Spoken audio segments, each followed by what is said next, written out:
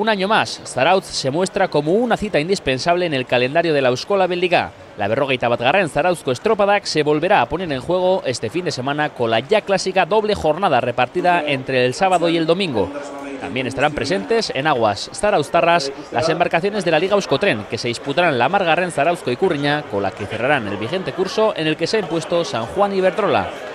En la presentación que ha tenido lugar esta mañana en el restaurante Carlos Arguiñano, se le ha hecho entrega a Joseba Fernández, entrenador de Urdaibai Avia, del tradicional galardón a la embarcación que ha llegado líder al Ecuador de la temporada. Bueno, para nosotros ha sido difícil de superar, ¿no? Hemos rendido a un nivel muy alto, hemos hecho las horas muy bien, hemos acertado cuando ha tocado tomar decisiones, los remeros me lo ponen muy fácil por la calidad y la actitud que tienen y así salen las cosas.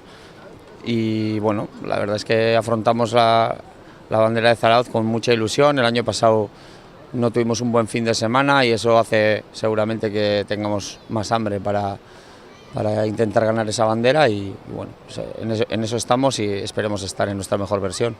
Bueno, estamos encantados de celebrar una nueva edición de la Ikurriña de Zarautz, que se juega a doble jornada este fin de semana.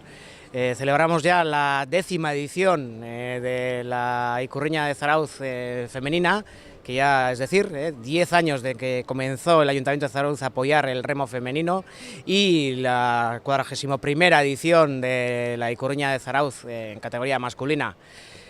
Es un deporte de gran tradición el remo en Zarautz. Los arraunlaris y los arraunzales estamos esperando que llegue esta jornada, que se celebrará a las 6 de la tarde el sábado y a partir de las 12 menos cuarto el domingo, a doble jornada. Entonces, bueno, el campo de regateo lo tenemos detrás, magnífico campo de regateo al que acude muchísima gente de la provincia y de alrededores, y bueno, esperamos que una vez más el tiempo acompañe, como las últimas ediciones, y podamos disfrutar del mejor remo este fin de semana. Estáis todos invitados a venir a Zarautz.